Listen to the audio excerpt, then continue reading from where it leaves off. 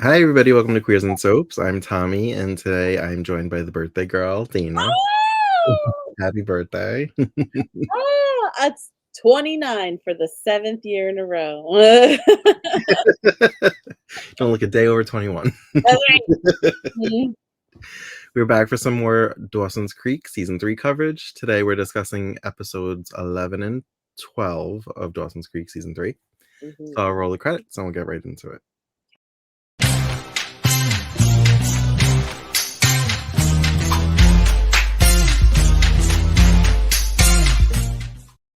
Okay, so episode 11 is titled Barefoot in Capeside. Um, let's just get Dawson out of the way because he's annoying.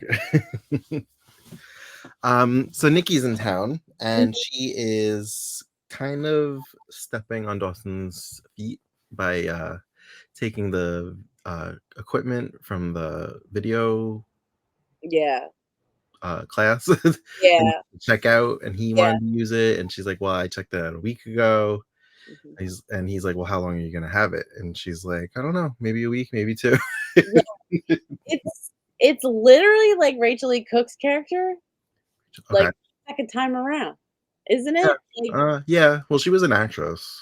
oh yeah, but like she had this like Well, vibe. first she was a nude model, and then she was an actress. Well, she's like, "I'm in film, like, I'm so super intelligent about film." Like, so, like, Nikki feels like she's the, like, female Dawson or, like, Mhm.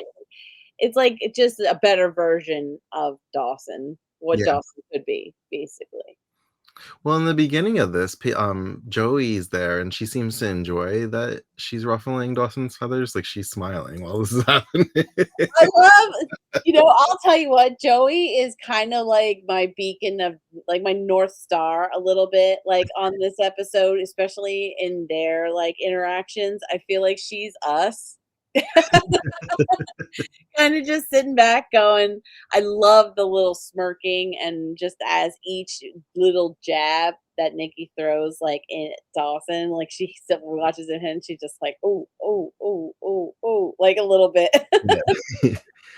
So Dawson decides to walk over to Nikki's house, aka the principal's house, Mhm. to basically vomit all his white privilege all over her. About how she can't just wander in here because she's the principal's daughter and do whatever she wants. And she's like, I'm not. I signed out that equipment weeks ago. Like I didn't Right, like sorry you're so slow. right, like, sorry, not sorry, the audacity of Dawson. Again, like, I mean, what I would never feel brave enough to walk up on my principal's, like, grass Right. to be like tell off his daughter, like, and another thing, like, literally comes up and says, like, "I just wanted to reiterate my, anger because apparently it's supposed to move you. Yeah. What Do was I supposed to do? something." Intimidate her? So she'd be like, you know what, you're right. You should take the video equipment. I'll wait. You know what? You are so right. He's just oozing, like, his all of his male privilege all over the scene. It's like, first off, how dare you take the camera I'm gonna get? How dare you have it for longer than ever not bring it back? How dare you, like, be the principal's daughter? Like, how dare you just be chilling there and not immediately, like, bow, kowtow to, like, "Oh, I'm so sorry, Dawson. How can I help you?" And it's like, nah. I love that she's just like, yeah, get out of here. Um he happens to run into the principal and he's like, "Oh, I hear you guys are fast friends." And he's like, "Why don't you stay for dinner?" And I was like, that feels inappropriate. I don't Yeah, it did, know. right? Yeah. I mean, Yeah, I know it wasn't, but, like, I don't know. That wouldn't fly nowadays. no, no. I think my parents would be like, "Your principal said what? What? Where?" Um, Then after dinner, he ends up in Nikki's bedroom, and he's surprised that it's not riddled with movie posters like his bedroom is, that she actually has other interests outside of film. Did you okay. notice the big giant, um, uh, what was it? What is that album called? Oh, the Miseducation of Lauryn Hill, like, yeah, poster that she had. I was like, "Wow, that feels like blatant, like, promotion for that album." absolutely. Well, It absolutely. was huge. It, like, was the centerpiece of her bedroom.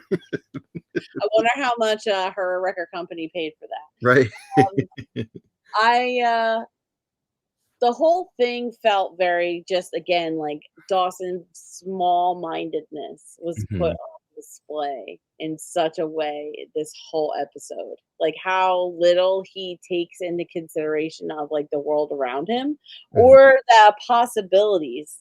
Literally small town, narrow-minded, like so incredibly like even in the next episode, it just his whole problem is just how he can't possibly perceive how anyone could live differently outside of what he's like already experienced, which is like doesn't compute in my brain. Like, come on, you know there's a world out there yeah. outside of Cape Side, right? Like, You literally just went to visit a college. seriously. So it's like to be completely blown away by the fact that like this person who likes to make film doesn't have the identical room to his. That is, she's also a girl who Yeah. like the lines were crazy. I'm like, "What? Like, come on. How could you be both smart and dumb at the same like this?" She Other had a line that was like, "You have to have interests outside of film, otherwise you're just making films about your favorite films." yes. Again, like Yeah. these women are like educating Dawson every single step of the way. Like, it's insane.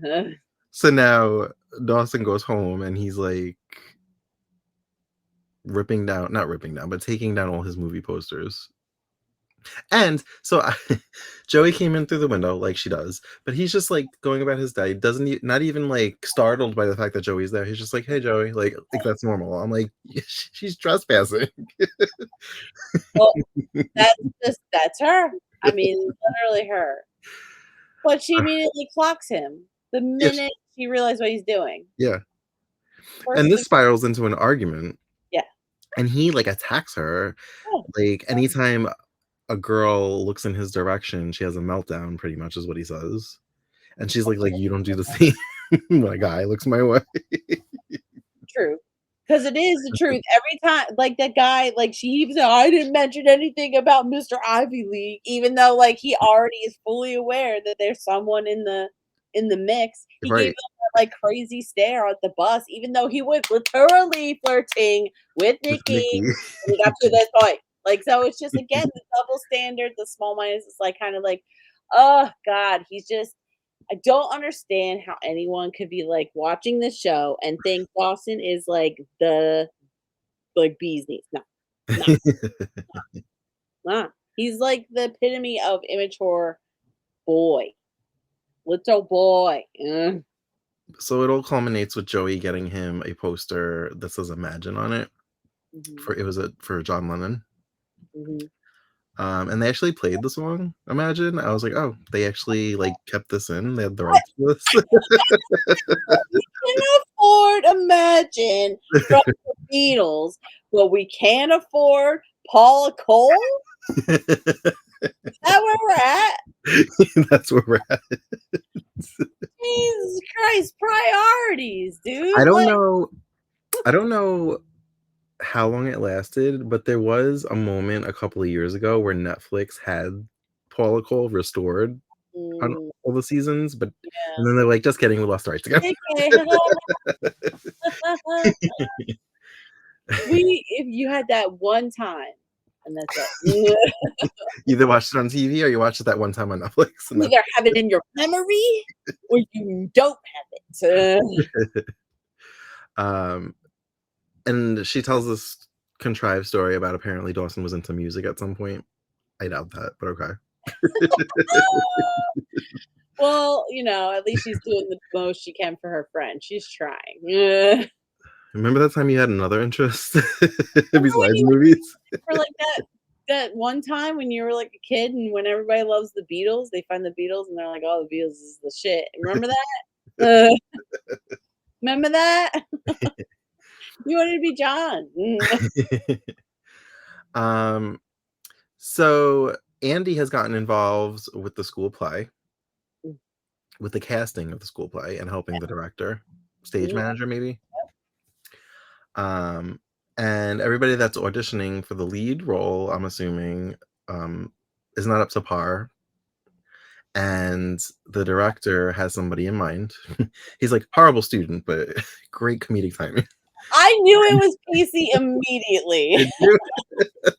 The minute he said, "Oh, he's like, I think he said horrible student." I'm like, "It's Pacey." I'm like, "It's Pacey. Who else is it going to be? Like, Right. who else are they gonna put here?"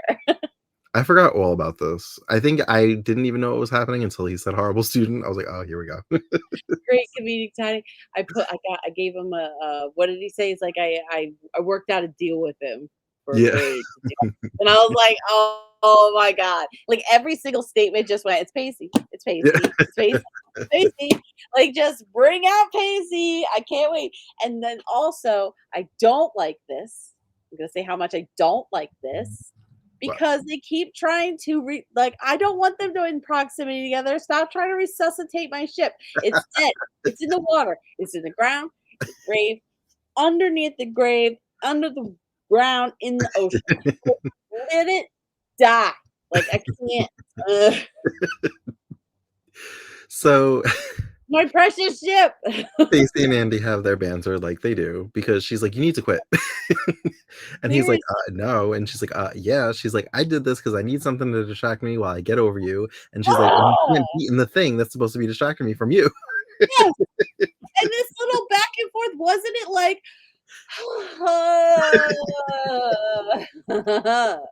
right?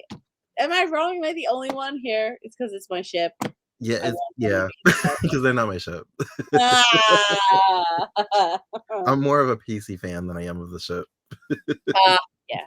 But they just like their little was always some of the best parts of their interaction. They have chemistry. That's the whole thing. It's like you feel it.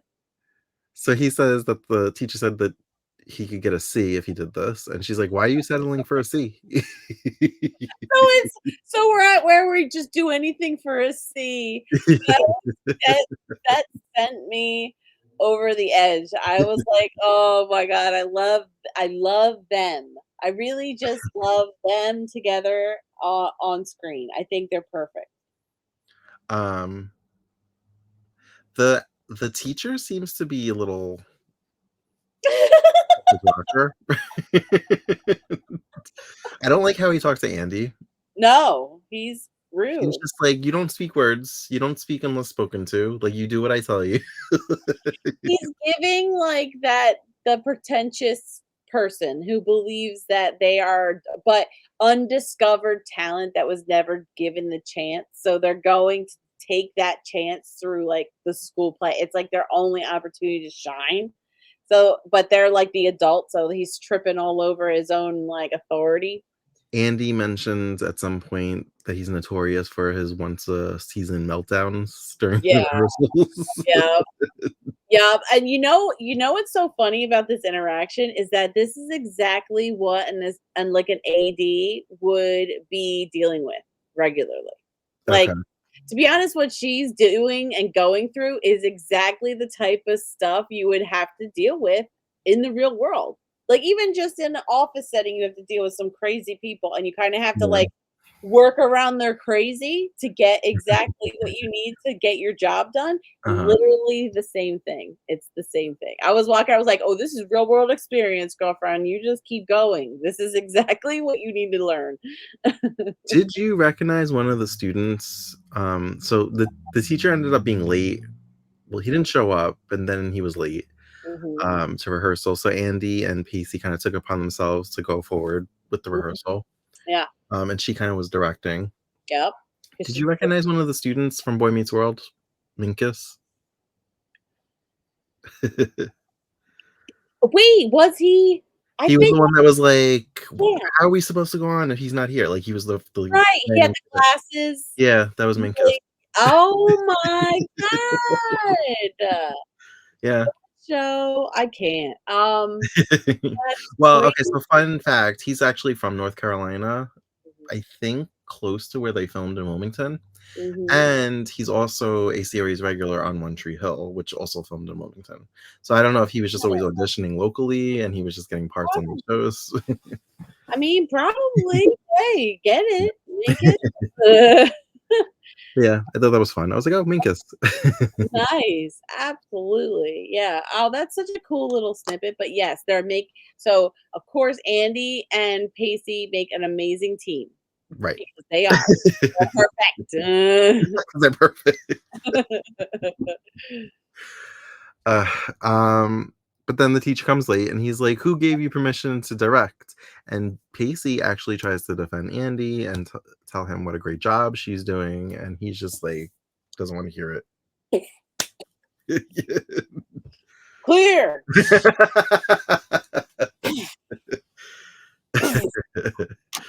Is it? Is there a heartbeat? Do I hear a heartbeat in my But don't ship? you but, like, don't you want them to be on good terms and not just, like, Yes, bitter? of course I want them to be on good terms, but the way they are around each other, maybe it's just because the actors have so much chemistry that, like, even in the most, like, platonic of scenes, the vibe is so right. Like, it's just that's kind of what's wrong, is that, like, I want again, my heart will bleed for them to be back together and happy, expect in their wonderful, beautiful bliss that they were in season 2. But, Mhm. like, I know what they're doing. They're making them copacetic. I get it. I accept it for what it is. Um, Jack runs into the gay guy he met on the bus at Mhm, the supermarket. mhm. I think this is actually how we started the episode, and I was like, "Why is Jen always, like, grocery shopping with her boys?" She was Pacey, now it's Jack. Jack is, like, the cutest in this. Um, he what's his name? I can't even remember his name. Alex? No. Is it AJ? AJ. No, AJ is Joey's guy. Oh, no. Okay, We'll just call him gay guy. okay. Yeah, we'll figure out his name. Late Uh, 90s gay guy. yeah. Mm. So I'm trying to swallow my bitterness from Buffy, Of course. but the way he speaks, it gets under my skin. Ooh, so you I have like rage flashbacks. Oh, so were you struggling? Were I you on was the struggling. I was. Oh, Lord, Lord. Ethan. His name is Ethan. Ethan! Ethan. I love this, okay, ooh. So I think Ethan just mentions this like music festival that's happening over the weekend and how the people like camp out and there's like 20 bands and like they Yeah, start at like sunrise to yep. sunset or whatever or to midnight, whatever. So Jack tells Jen, "Hey, we're gonna go see bands." Oh, poor Jen is all I'm gonna say. I wasn't sure where we were going with the dynamic with Jen and Jack. Like I was like, is she gonna be jealous that he is pursuing a romantic thing? Because I don't know. I felt like the vibe between them was off. Well, it was kinda it was not really okay what Jack was doing. Like, he was fully prepared to Ditch her. abandon Jen Right. the first chance he got, 'cause they dropped their tents down, and he just was like, "Yeah, I'm gonna go find that guy," and and Jen's like, "Alright, hold on, hold on. Okay, cowboy, hold on, cowboy. Let's take a beat. Let's think about how we're feeling. Let's acknowledge how we feel, right? Uh-huh. Let's be mature about this." And Jack is like, "Yeah, I'm just gonna go find the guy." He leaves. Like, it just goes woo right over, and then he's like, "Bye, good luck with the tent. See ya, Right. goodbye." And just like And when Jack runs into the guy, mhm, Ethan, he was like mhm. in a tree, oddly posed, and I was like, ugh. I was just like, And he breathed, and he, like, took oxygen, and I couldn't and he like handle it. said hi, and I was like, ew. I was like, "Hello" to Jack, and I was like, "That is gross." Did you hear the way he said hello? Like, All "Hello?" pretentious. He said it like, "Hello," and that is not how you say hello to people. So he asks Jack if he like wants to grab something to eat or go for a walk, and Jack's like, yes. And Oh my god, he's he like is the to both. cutest. And I'm like, okay. I'm sorry, but wouldn't your heart just melt, like, if he like, we're talking a new baby gay, like, just the just fresh right out of the closet, like, just couldn't be more green, and the way he was acting, like, I would've giggled my heart out if someone was like that to me. It's kinda like how Jen treated Henry, like, in the beginning, like, "You're the cutest thing that's ever lived in the whole world," like a puppy, like, oh, like how Yes. yeah, I can totally relate to that feeling with Jack, yeah. like, so yeah. But I know I sound bitter. I feel like he was very like, Ethan was very condescending. Like, he was just like, "You haven't asked for my number yet." And he's like, "Well, you didn't ask for mine." He's like, "I know." He's like, "I wasn't going to because Right. you E need to learn how to ask." Like, yeah, no. I mean, like, the one point where he was kind of, like, blown away that Jack never spoken to another gay man before, and it's like, "Sir, have you seen the area for which you are surrounded?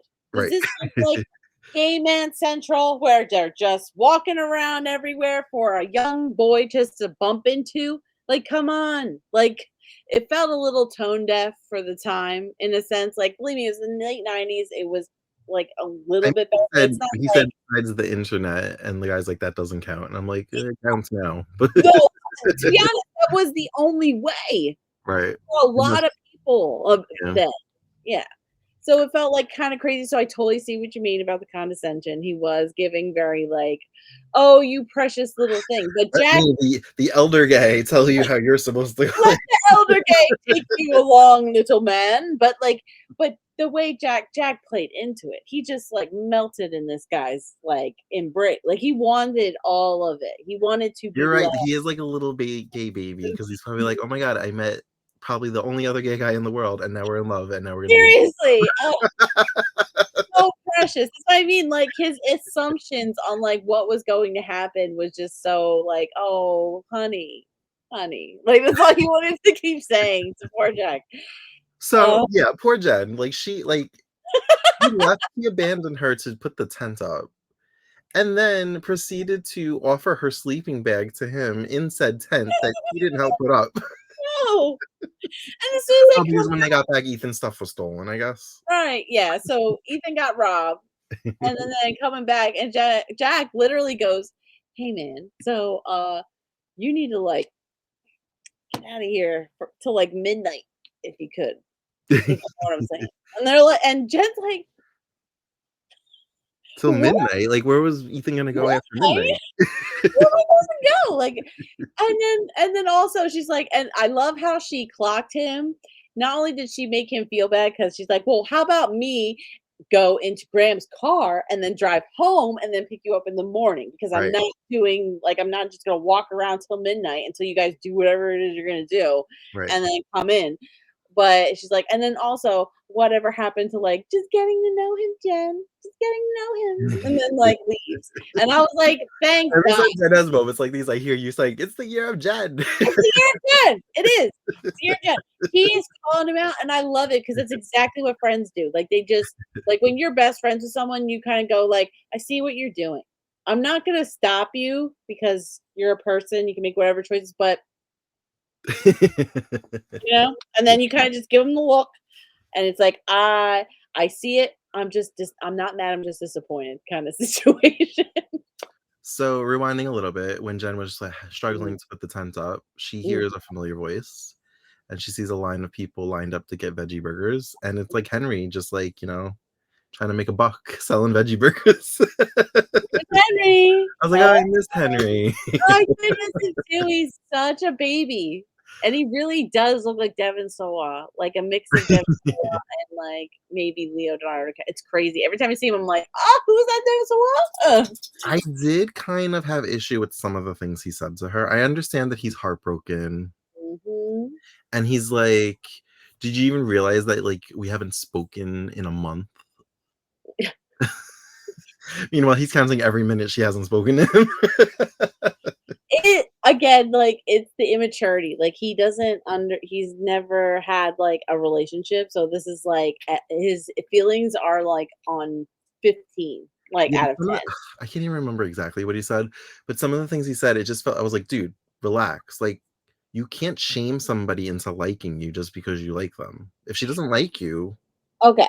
So to play not just to play devil's advocate, but I kinda see where his anger's coming from because she is kind of like, No, I well, understand his anger, I just don't think it's fair to Jen what he said to her. yeah. Well, I think it's only fair in the context of, like, if she's coming up to him and is like, "Hey, Henry, how's it going? Ding, ding, ding, ding, ding, ding, ding." Like, you know what I mean?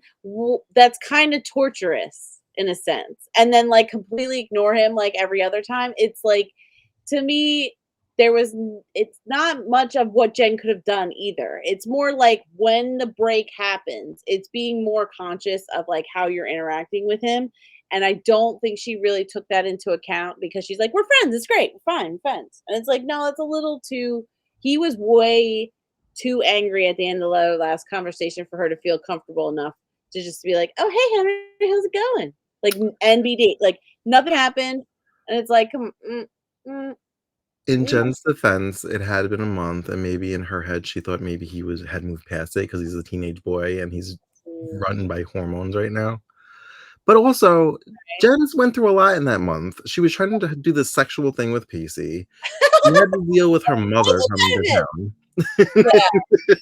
Like, not only that, she, like, squared shit away with her mom, like, Yeah, that was she went stuff. through some shit, like, there was the like, Thanksgiving, obviously. Right. And Um, I'm not also, really sure where we're laying in this. I don't know if we're still in December, if we're in January now, but, like, maybe the holidays, like it's gotta be fall because it's, like, cold, but it's not so cold, like, because when it's wintertime, you ain't camping out there. It's getting, Right. like, below 30, it's gonna be really cold, but, like, the whole thing, though, there's a lot of reasons why Jen was being, like, very standoffish to Henry to begin with, because not only was he immature, but she's got her own issues to deal with that weren't dealt with prior to after the whole thing until after the whole thing. This So we're now she's in the year 2000. This episode aired on January 12th, 2000. So, okay, it's supposed to okay. be January in Cape Side. Like, the holidays, like, relax, Henry, relax. Yeah, yeah, like, it's been like the holidays get crazy, and Yeah, if you're doing stuff, like, and you're an adult, I believe me, I see both sides of it. It's just kind of like the intensity of how Henry felt the last time they talked. He mhm. straight up told her, like, "You're crushing my heart right now." Like, and he wasn't being, like, metaphorical. Like, he No, like, legitimately yeah, like, because I think she even said, she's like, "I miss the way you looked at me," or something like that, and he yes, was like, "Oh, that's nice." He's like, "You haven't talked to me in a month." He's like, "I'm trying to get over you, and you say you wanna be friends, but you don't talk to me," and he's right. like, "And except for when you decide that you miss the way I look at you," And he's yeah. like he's like he said something like, "It's totally different being the requited one and the unrequited Well, he one." said he's like you're feeling your oats because you're the one who's being loved. You're not, like, Yeah, on the other side of this. So right. it's easy to feel good about this relationship because you're the one that someone's pining over, which it feels good. It's a real ego booster, which is what Jen could totally need. And it was probably a great thing. That was another part of it is that she's not super secure in, like, being able to be loved. Like, that's what she kinda said it like, it's like, "I didn't believe that this intensity of feeling was real Mhm, because why would it be towards me?" That's where she's coming from. So, what's kinda crazy is, like, all it took was for her to learn more about him, to get to know him a little bit more, to, like, actually like him, and then that in turn is also very frustrating for someone who's like, "You don't even know me, and you rejected me, and now you kinda know me, you don't wanna reject me anymore?" Like, it's very confusing and yeah, frustrating, but Jen's allowed to make choices and make mistakes. She's a human being on yeah. top of it's like, So it's she ends up staying out all night. does. He, while wandering around, comes upon him playing the guitar and singing, and she's like, "Oh," she's, like, really into this. She's like, "Oh my god, he plays guitar." That his voice, that kid's voice, I don't know. I I don't feel know, I thought like about that. his voice. It does not look like the right voice to come out of that baby face. It doesn't feel right, you know? Oh, man. So she says she stayed out all night thinking, and I'm like, "Oh, I don't know if I'd wanna think that much, but okay." Full Especially in of the cold. shit. Walk around in the woods. You just sit in Graham's car at least and put the heat on. Yeah, fucking A. Um, so Ethan ends up staying in Jack and Jen's tent. And Jack just like is like just wants to talk. And Ethan's like, I'm tired. No more talking. Does he just wanna talk? he Does he? I don't know. It felt like he was kinda going like, "So we, like, gonna do the anything?" I don't think Jack is ready for sex, but maybe some kissing and heavy petting. That's what I was thinking, like, something. I don't know what he was thinking that he was gonna do, but, like, he covered it up with it was so awkward. I was just like, "Oh god." I'm like, "Oh, come on, Jack. Just take the hint. Off, go to sleep, count your blessings tomorrow." Like, that's all you gotta do here. Just solid ending. So in the morning, um, Jen and Henry make up. And I didn't really know what to take away from this. I'm like, so are we dating now? Or are we like, I don't like, I really didn't know where they landed. But don't they always do this with all the couples? They kind of have these, like, incredibly climactic, like, confrontations, and at the end, they never, like, say definitively that they're together or not. Yeah. Like, Tommy and Dawson do it all the time. We're like, "So are you together? Not together? Friends?"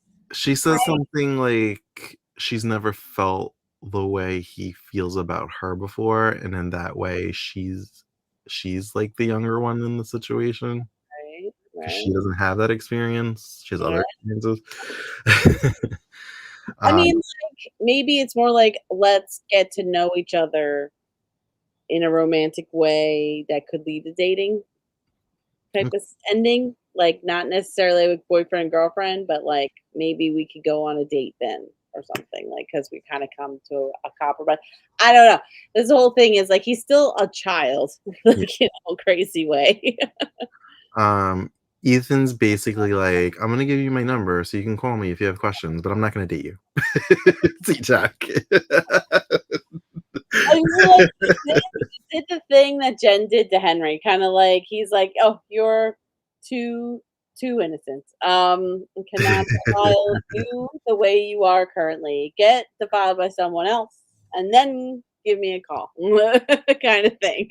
But also, we know he's in college and Jack is in high school, a junior. So Jack can't be Yeah, older than 17. So it is yeah, illegal. yeah. Exactly. I feel like Ethan was giving very much like, "Oh, I didn't know you were that young and immature." I where, like, he was probably considering it for until Jack kinda, like, played his cards showed his cards a little bit, which is what Jack needs. Like, he needs to kind of maybe he needs friends that are gay just to kind of talk things out. I Like, can't remember if he actually said it, but he was like, "Have you ever even kissed a guy?" Or mm, "I'm not gonna kiss you," something like that. right. That was definitely Here's one my number if you have any questions he's about just the like, "Well, about I'll talk to you." how to be gay. I'll answer all your questions. Well, I was, like, thinking to myself, I was just kind of like, "Okay, so, like, is this literally are the writers giving Jack, like, okay, here's our stepping stone. This is, like, the first stone. Gets comfortable talking to guys in general, like, being open to the idea of potentially date." Because like, Jack of course, Jack was thinking he was gonna go all the way. Yeah, 'Cause, like, that's where he set himself up to believe, right? right. Like, you really just, like, amp yourself up, like, "Okay, this is I gotta be prepared to go all the way, so I gotta mentally get there," you know what I mean? So he was, like, trying there was no way he was gonna do it. Even if Ethan was down to do whatever, I No, don't think Jack would have been like, "Yes." I think he would've gone one of those things where he goes, "Never mind," and then, like, they would have had to have kissed, and then Jack would have made it weird, and then they would have had to kiss some more, and then Yeah, once he got comfortable with the kissing, then maybe there would have been some touching. yeah, light touching, like, just very slow, methodical touching. Methodical. So Uh, yeah, relatable, but I hate Ethan, so. Well, he's going away, right? Is he gonna free you or is he coming back? What do No, you he's coming back. Ah, poor you. I'm so Yeah. sorry. You must be tortured though. Such I hate him too. Boo. Um, I think that was it for the episode, right? We already covered the Imagine poster, which was Yeah, the true end of the episode. yeah. Which is again wild that you can afford Imagine by the Beatles, but you can't possibly have Paul Cole play the theme song that was on. Um, Joey had a line though. She was like, "Now you just have to find your Yoko," and I'm like, don't be his Yoko." No one should be the Yoko. Have you ever heard Yoko sing? It is awful. um, so the next episode, episode 12, is titled "A Weekend in the Country." Um, I never hear the name. I never see the names when I watch. I just watch because it's good. That is a perfect name for this episode. the Potter B&B is officially open for business. Okay. Yay. Um, I loved so we open with Pacey, Joey, and Dawson watching TV. They have 0 guests. Um, the phone rings, Joey gets all excited, and it's like the phone company asking if she's happy with her long distance. And Mhm. then she's like, "Hey, you gonna be around? Like, you wanna check in?" She's like, "A telemarketer just hung up on me." I love her gumption to just go for the sale. Like, I got you on the phone. You ever think about going on vacation? Perfect. I love it. And then there's a knock at the door, so she gets her hopes up again. And I Mhm. felt like this was gonna be off, but it was a whole, "Have you accepted Christ as your, Lord and personal savior?" Literally. I'd like to talk to you about our Lord and Savior Jesus Christ. Yeah. Like, So Pacey, God love him, he found a connection to a guy that writes reviews for inns and hotels, or maybe just inns, for the Mhm. New York Times and other inn magazines, I guess. I don't know. Yep, he does like countryside B&B, like all Yeah, the he's like he says he's like the Siskel and Ebert of the inn community. Yep. Um, and Joey's freaking out. She's like, "Are you kidding?" She's like, "We have 0 guests." She's like she had a very good line. She's like, "You don't open a restaurant and try a recipe for the first time with, like, somebody that's, like, reviewing the restaurant." Yeah. Um, Meanwhile, Joey and, Bessie Mhm. are thinking about well, they're offered to possibly mortgage the house that's apparently paid off. Yeah, Joey's is against this because she's like, "We have 0 guests, we have no income coming in." right, She's like, "We can't lose the house. I cannot be homeless. This was mom's house." Like, right. yeah. Yeah, Bessie's being kind of flippant about it, and Joey is very much like, "This is not a smart business decision to do. Like, we Mhm. need somewhere to live ultimately. We can't put the house at risk." Yeah. And Bessie's like, "It's fine." Pacey decides to ask all the friends to stay at the inn while this reviewer comes. So he asked Mitch, but then Mitch asked Gail. Yeah. And Dawson threw one of his hissy fits, like, "How dare my parents get along?" Literally. And send mixed messages at me like they're not together, but they acting like they're together. Like, Right. shut up, shut It's up. it's not. Like, that's the whole thing. It's like, it's not. Like, they're not trying to convince you they're still back together. They're being very clear that they're not together. They're just trying to be, like, cordial and Yeah, friends with each other. Like, later on in the episode, it's explained perfectly, and Dawson just goes, "Mm," like, "What do you mean? That's not how you do it. right. What the hell would you know? You wouldn't know. How are you judging your parents right now?" It's like, and they're not even putting any pressure on him either. They're You not. know what I mean? There Wouldn't you want there was, like in a bad scenario like this where your parents got divorced, wouldn't you want them to get along? Yes, you do, because honestly, like Nikki said in the previous episode that they have these, like, little snide remarks that they kinda say, and, like, they're some are veiled and not some are not so veiled, like, Uh-huh. they that happens, it happens, but, like, at the same time, though, Gail did do this one thing that I was like, "Ooh, girl, you didn't need to say that." Like, she told Dawson that, like, you being okay with everything that's going on will really make this easier on everybody. Kinda like putting the onus of him to, like, own his feelings and be good with everything, like, just kinda move on or whatever at whatever that at this pace now and not at whatever Dawson's pace would be. I thought that was kind of like, girlfriend, you don't get to dictate how Dawson reacts to his what he perceives as his family being broken up. You just don't. He Right. gets to work it out in his own time. And even though he may be completely off base and kind of out of left field with his opinions, but he has to work through them. Like that's what happens about I think this. Gail even says your father's gonna leave once everybody's asleep and then come back in the morning. Like, they Yeah. weren't even gonna be sleeping in the same Right. bed. Right. But he's gonna do whatever. Again, Dawson's narrow-minded. He has, like, no room for error. He only goes, like, in this one direction about, like, how things are supposed to be. It's the same way he thinks about Joey. Like, Joey's only this thing to him, right? And Mhm. then there outside of it, he can't compute. Uh, Andy's on a mission to get Jack to move back home, and Jack is, like, seeing it as, like, a thinly veiled ask from the father who won't do it himself. Right. So he's, like, against it. Yeah. Um, Andy's kinda getting a look into his life with Jen and Graham's, how, like, they have, like, Mm, a Jack routine. They each have Jack their own milks. Jack milk. Jack And it's milk. oh. Oh, that whole scene was heartbreaking. Oh, poor Andy. It makes me feel bad for Andy, like, she's obviously alone in that house. It's so Yeah. sad. Yeah, now I think, as far as we know, the mom is institutionalized, so it's just Yeah, her and sometimes the father. Is she there by herself a I lot? think so. The way she made it sound, that's just like she's like, "I don't have it," and no one why would you wanna leave this home to go to, like, that big, cold, empty place? Like, that's how she described it, and it's like, "Oh, no, girl." Like Does Grams have another bedroom? that's kinda what I was wondering, like, why doesn't Andy just move in, like, with Graham? There's got like, maybe Or her and can Jen Jen and her share a bedroom and then Jack just has his own room?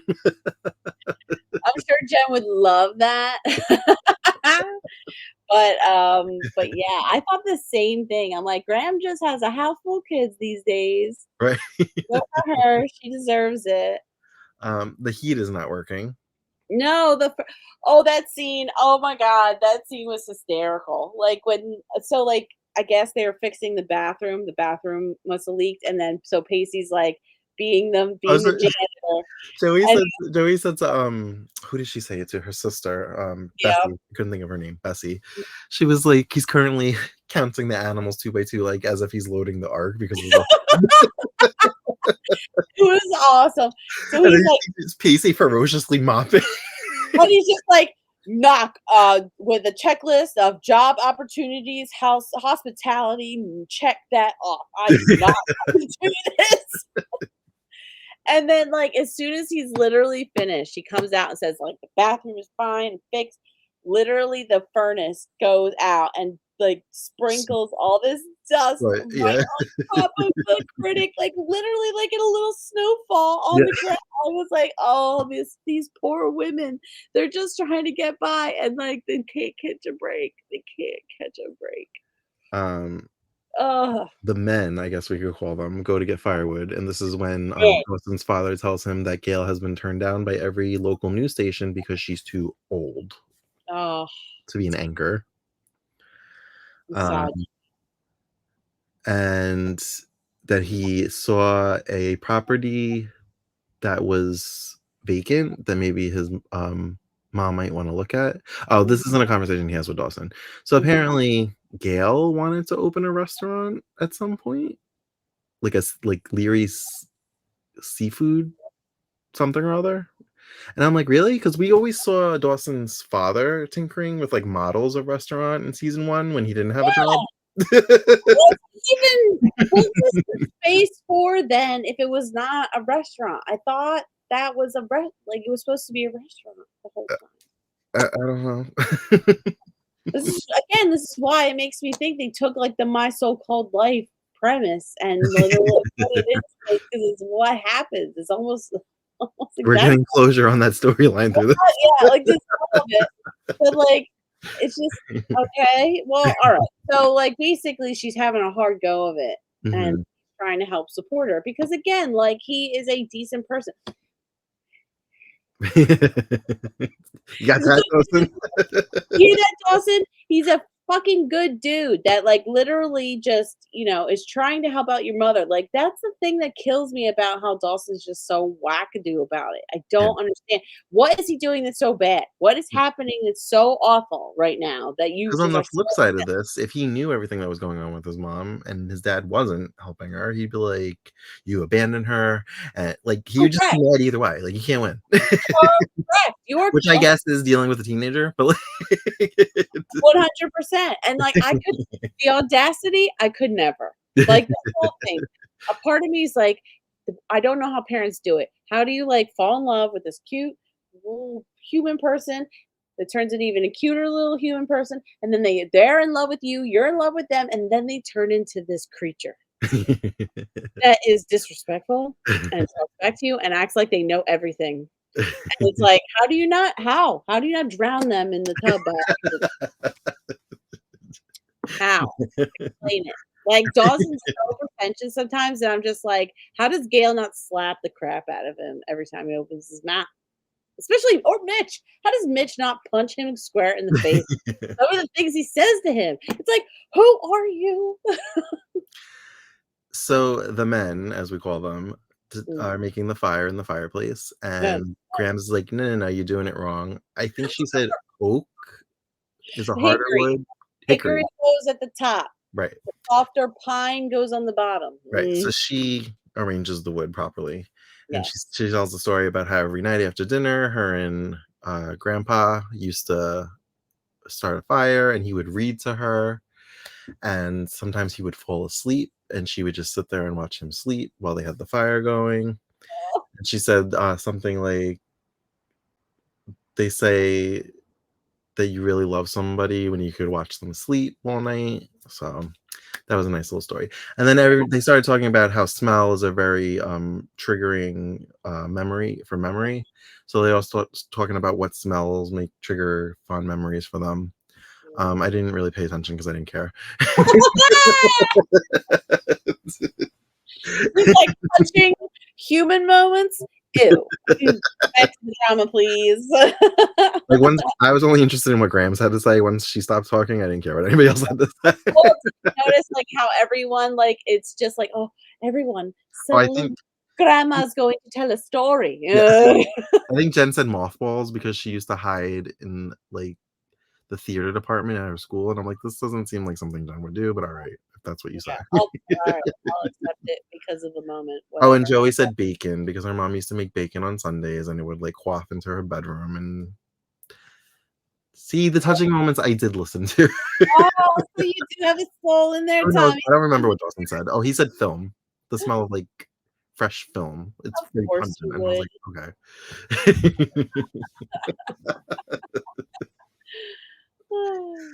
um. So the next morning, oh, so Joey thanks everybody for coming, and she just doesn't think that they're gonna get away with this fake scenario of guests or whatever, and the guy overhears it. Mhm. And the next morning, she's woken up by breakfast, and everybody's dancing and helping with breakfast. And she's like, "What's going on?" And the reviewer says that even though that they had a few setbacks, that this is the warmest inn he's ever stayed in, and the pancakes are like the best pancakes he's ever had. And Joey's like, "These are not your pancakes, Bessie. I know your pancakes." Ah, with the graham And crackers. we see Bodhi. We actually got like information, which I guess I never paid attention to in the past. Of I guess Bodhi's working out of town because he couldn't get a good paying job locally, and he's just like Right, saving money to the house. right, I remember Bessie saying that, like, because I think Joey makes a there's, like, a whole back and forth between her and Bessie while she's trying to fiddle with the furnace, like, to get it Yeah, fixed. And she said something like, "Oh yeah, like because you just begged Bodie to stay, like, or whatever." And she's like, "If you think I don't ask him to come back like every time he calls because we can't, like, I didn't expect he has to live there, we have to live here. It's like the only way to so because we can afford it." yeah, So that was like the only time in recent memory that we got a reference to him that he's still alive, right, thank God, and then that he is like in contact with Bessie, and then I would assume sending them money to right. like survive because how else? But we So still that's have when I was like, "Oh, update, thank you." well, thanks. Like it's And I don't know I knew we would see him later. again. I didn't think it was this episode, and I was like, "Oh, Bodhi." Bodhi was the one that made the pancakes because he's a Okay. professional chef. So now Yeah, I'm right. wondering, are you gonna come home now and be the professional chef for the inn, the B&B? Please. I mean, they need it obviously because their pancakes are bunk. Yeah. So Uh, everything worked out.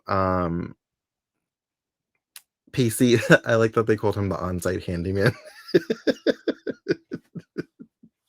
Oh, and him and Mitch have a beautiful little, like, interaction where, like, Mitch is, like, basically trying to get because Pacey's really upset. He thinks he's caused this whole thing. And, like, Joey kinda does blame it. She's like, "The only reason why we're in this situation is because you got tricky with, like, some labor or whatever." And he's like, "It's a good idea. Like, you should be doing it, like, or whatever." And so he takes personal onus on like the fact that they're in like a sticky situation and then also getting the critic to come and everything. So he's really upset. And Mitch is like, nah. He's like, you should see it for what you contributed, even though things went wrong. Like you put a lot of work and effort into this and you did a lot of things selflessly to make it happen. And that in itself is something you should commemorate, like inside of you. Like, why do you care so much? And that little line right there made me go, what are the writers going? Tell me, I need to understand. You pumped up my ship the episode prior. And like, why are you talking about Joey a little bit in this context? Like, that's kind of what they're hinting at, right? Like, why would Mitch ask him that question? Like they were Well, hinting at it. we'll put a little pin in it just for every Ah, Vin. um, so we actually find out that opening a B&B, I almost said Airbnb. Hey, Airbnb, free promotion. Yeah, Yeah. woo. Um, a B&B, I almost did it again, Mhm. was a dream of Joey's mother's. Oh. So Bessie went out into the attic and actually found a guest book that their father had bought for the mother 10 years ago. And you see like a baby Joey sign the guest book, and so did Bessie, I think. Oh, I So missed the- that. yeah, so they're gonna use that guest book as their guest book. Oh, I love this now more. So to take the pin out of what you're asking me, Is actually it no, rewind. So Jack? Jack tells Grams and Jen that Andy's having a really hard time living on her own, and that when they took him in, he had nowhere to go and he needed a family and people that would accept him. And he says that he doesn't want them to think that he's ungrateful and he doesn't appreciate everything that they've done for him. But now Andy needs that and he needs to go home. So then Jen does this whole go home, Jack, and they have like a threesome hug and it's very emotional and I almost cried. Oh my Finish god. the episode. I will, I promise. Like, believe me, like in my heart, I could feel all this because again, like Jack is like the most puppy boy. He's like again, literally like a chocolate lab. Like if you can imagine what a chocolate lab puppy would be like, that's literally Jack. Like he's so wonderful. And also Graham and Jen are like again, it's the year of Jen. Like Yeah. so that sounds amazing. Okay, I'm gonna watch it. Don't worry. Yeah. So then we have like a little music montage of everybody. We see Jack packing up his bags and he turns the light off in the house at Graham's. He leaves. We see Dawson sitting in his bed by himself, just staring at the Imagine poster. We see Gail. It's nighttime, but she goes by the building that Mitch gave her the address to. So she's like scoping out the building. And we see, taking the pin out of what you were asking me, Pacey watching Joey sleep by the fire. My ship is rising. I can finally speak on it. Oh my god. Well, okay, so here's the thing. I'm willing to jump ships like immediately. Like it's not that I won't. I will. I kind of felt this happening from the beginning. Mark me. You go back to episode 1 of season 3. Did I I've been not biting my say? tongue so hard I've been tasting blood for 3 seasons. Did I not say literally? I was like, "Ooh, they put them in proximity. That means they're gonna put them together." Every time you said something like that, I was like, "Oh, she's a tricky one. She's noticing things."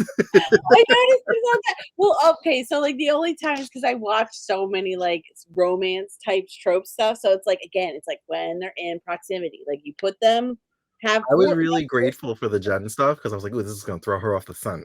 You really got. Well, like also with like this last episode, when they keep like peppering these, it makes it weird. Like maybe that like the episodes are specifically put in those places, like those. They're kind of like filler now that I look at it. Mhm. Um, just to kind of like break up like the intention initially. So Yeah. I was just kind of like thinking to myself, like, why would Mitch ask Pacey this question and Pacey longingly looking off into the distance if it had nothing to do because everything they were doing had everything to do with helping Joey. Right. But this is juicy Yeah. because Dawson is going to be a real butthead about this. Well, there was also we didn't mention it. There's a scene where Dawson and Pacey are talking about it, and Dawson thanks Pacey for doing what he asked him, like keeping an eye on Joey. And he's like, "No problem." He's like, "But that Potter girl's like a handful. So whenever you want to like tag back in, he's like, you can take her off Oh, my he's such hands." a liar. He's such a liar. I can't. Like, that's.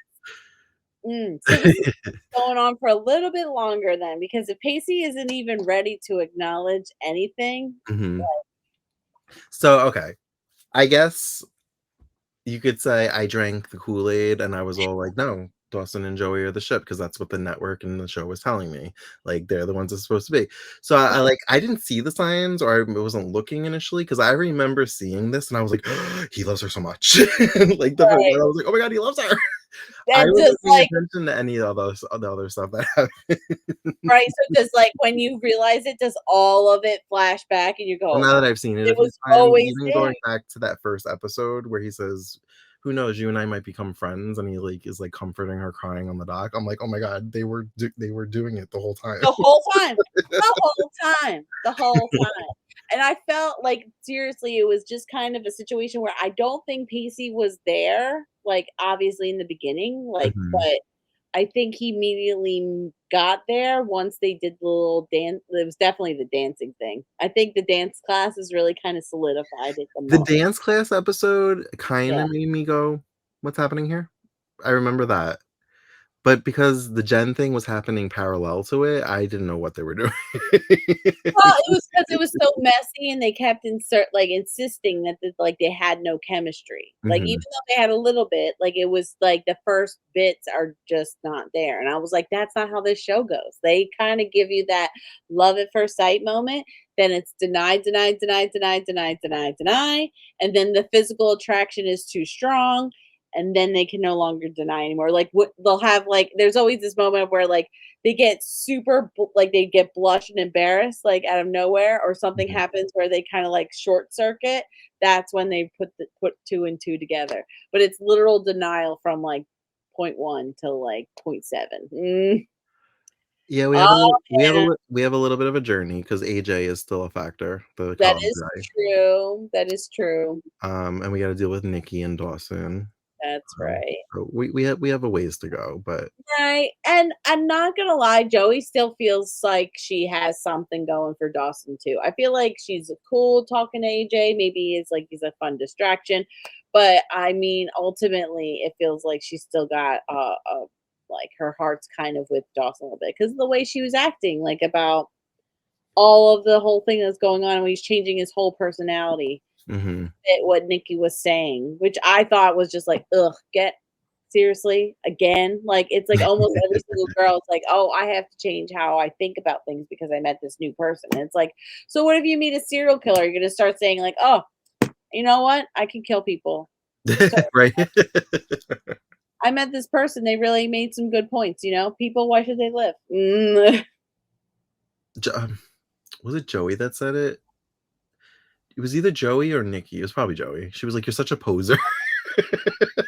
I think she called him a sellout, and I was like, A sellout, yeah. I clapped. I was like, "Exactly. He is.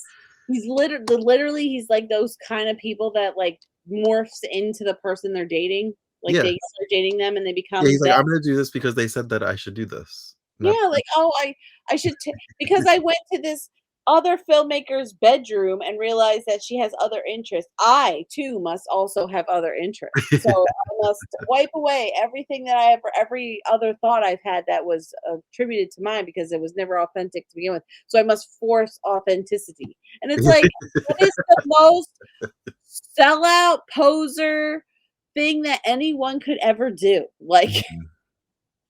good lord. Yep, so that's it. Dawson's so This cringe. is my sweet spot. Well, I'm glad we're on the Oh, don't S worry, I will have my heartache, it will come.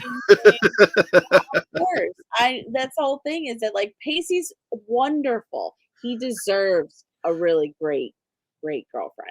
Yeah. And, like, obviously Andy's in her villain era or some crazy stuff. And then Joey, that's the whole thing. It's like I don't know if Joey will ever understand her true feelings. So, like, it kind of is, It's weird, it's not yeah. weird, it's Joey and Andy kind of, like, duplicate each other Mhm. character-wise in some ways, as far as, like, being good students and A little neurotic. well, yeah, Yeah. Andy's more Yeah. Oh yeah. She puts, like, Joey's neuroses to, like, shame, like, Yeah. just So, maybe that's just what Pacey's attracted to. well, he likes smart, strong women is really Yeah. what it comes down to, like, if you think about, like, everybody leading up to it, some woman who's assertive, Even going back to Samara. right? Literally, like, assertive, authoritative, like, very, again, like, incredibly intelligent, forward thinking, like, and again, very anxious at the same time, which I think is like a default for every woman ever born ever. But, like, he's a really great emotionally, like, semi-emotionally mature guy. Like, he knows how to meet the moment is kind of what I always feel like with him. That he knows how to step up to the plate. He doesn't wait, he doesn't hesitate like Dawson does. Mhm. That's what kinda makes me team Pacey. So it's like, I would be happy to see Joey with him because I think he's a catch. Any of the girl characters would make a great connection that way, but he deserves someone who's equally gonna step up to the plate for him. And I feel like Joey is a hesitator. She doesn't jump in. She waits and waits and waits and waits until someone literally shoves her in the direction that she's going. So, Oh, there was kind of an important 2 scenes, I guess. mm, Jen and Dawson have a discussion, and she asks me him too. why he reacted the way that he did to her past when she told him when they were dating, Yeah. and he admits that he was a closed-minded jerk. And she Yeah, basically crushed his whole fantasy of her that, like, yeah, he built up in because his she had head. sex. Yeah, She had sex, and that destroyed his entire thought, like, his whole fantasy about her that she never even asked him to create or was a part of and to begin with. right. Because she's thinking that she wants to tell Henry, who wants to take her out on a date to dinner. He, like, volunteered at a restaurant and, like, in lieu of money, he just wanted a free dinner. So and she's like, "I'm not going on a date with you." He's like, "It's not a date, it's just, like, 2 friends hanging out, eating a meal." She's like she says something like, "I know a date in sheep's clothing." So, just let friends go Dutch at a restaurant, just 2 of us, that's all. Yeah. That's Um, when I was like, "Oh, you guys aren't dating?" Because I felt like the last episode, I wasn't sure where we were, like that's what I'm saying, like, I think it's one of those things where it's like Jen's willing to get to know him Mhm. more to explore this versus, like, all the way just because of his age and relative immaturity. But, like, at the same time, I keep thinking to myself, like, does she really need to tell him that though? Like, is it really his business? Like, to me, Well, I I would don't know if you saw it, but she did tell him. Oh, yeah, okay. No, I didn't see that part, but Well, they I didn't show us her telling him the whole story because they were probably like, "You guys know, we're not gonna waste minutes on this." well, why But wait, she yeah. I think it just opens like, he came to the B&B, and I think they were on the docks, and she's just like, "So that's it. That's my whole backstory," and he's just like, "Okay," and she's like, That's you what I know mean.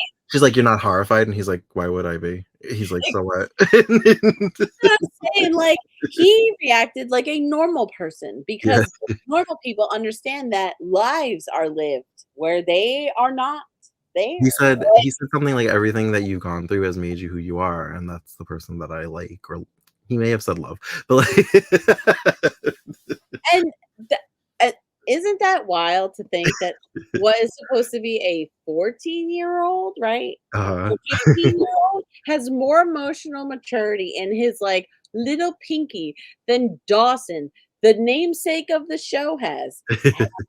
Like, it's crazy. Yeah. It's crazy. So, yeah, those I felt like those were 2 important scenes that we They should. were. I mean, I thought it was pretty great because then, like, Jen could actually have a little bit of closure around, like, that whole thing because, like, why should she have shame about her sexual history? She did it can if as long as it was consenting and, she was a part of it, then I mean, she shouldn't have shame about any of it. Yeah, But again, I also thought to myself at the same time, I was like, "Well, why it sucks that she has to be worried about something like that." yeah. But who cares? But, yeah, that's it. Was there anything I missed that you wanted to mention? No, I thought these were fun. Mhm. They're toying with my emotions. I'm really excited to see those scenes now. I wanna get back to watching it. And I can't wait for next week because unless they're gonna play with me some more and do some bull s like right in the middle and not proceed on to this continuation of the storyline. Yeah, I don't really remember. Okay.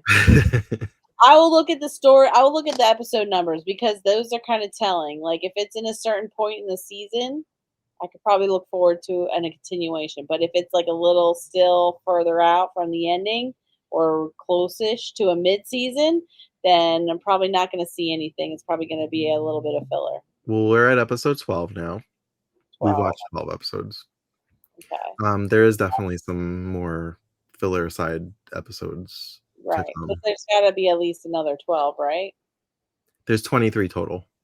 Right. So that's what I'm saying. We're getting just maybe. Yeah, I there know might be. there's gonna be something mid-season, yeah? There always is. It's a little Oh, we're mid-season. already mid-season because we're in Oh, January. So, oh, yeah, I don't think shows were doing like mid-season finales or big oh, is things this a yet at little this point. Yeah. soon?